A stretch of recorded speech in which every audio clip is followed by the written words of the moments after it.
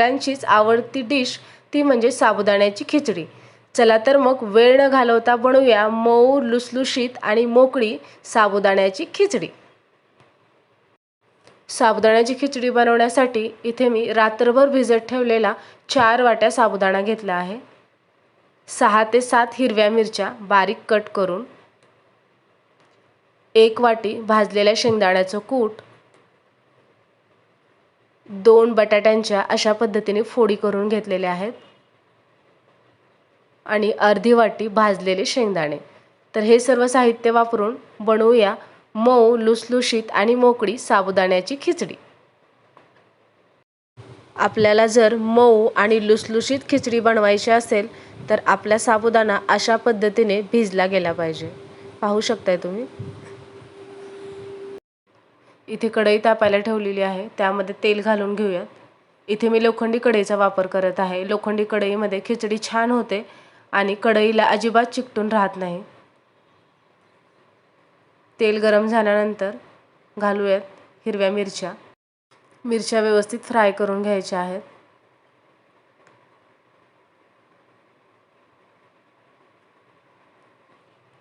मिरच्या व्यवस्थित फ्राय झाल्या की ॲड करूयात बटाट्यांच्या फोडी। अशा पद्धतीने मोठ्या फोडी करून घ्यायच्या। खूप लहान फोडी केल्या तर बटाटा एकमेकांना चिकटून बसतो फ्राय झाल्यानंतर। सोनेरी रंग येईपर्यंत परतायचं आहे। पाहू शकता तुम्ही सोनेरी रंग आलेला आहे बटाट्यांना। आता यामध्ये आपण ॲड करूयात शेंगदाणे। व्यवस्थित मिक्स करून घेऊयात।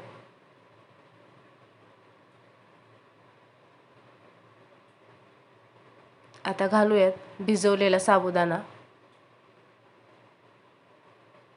आणि व्यवस्थित मिक्स करून घेऊयात।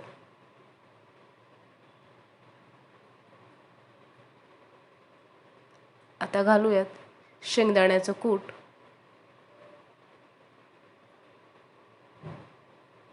मिक्स करून घेऊयात।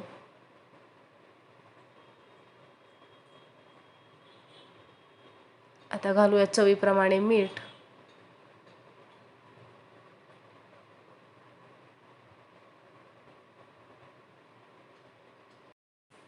आता मी टाकून घेते 1 चमचा लाल तिखट। लाल तिखटामुळे खिचडीला छान कलर येतो। हिरवी मिरची आणि लाल तिखट याचा योग्य प्रमाणात वापर केला तर आपली खिचडी चवीलाही छान होते आणि कलरही सुंदर येतो। आता सर्व पदार्थ व्यवस्थित मिक्स करून घेऊयात। सर्व जिन्नस व्यवस्थित मिक्स करून झाल्यानंतर आपल्याला छान खिचडी वाफवून घ्यायची आहे।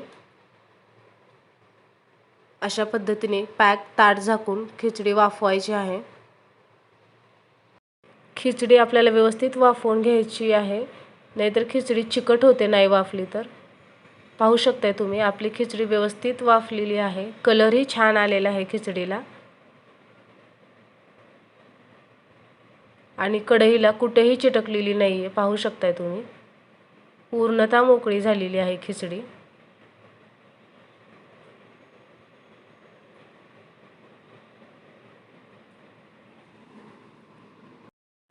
मग मंडळी, तुम्हाला आवडली का ही खिचडीची रेसिपी? अशीच मऊ लुसलुशीत आणि मोकळी खिचडी घरी नक्की ट्राय करा। आणि हो, व्हिडिओ जर आवडला तर लाईक करा, शेअर करा आणि चॅनलला सबस्क्राईब करायला मात्र विसरू नका।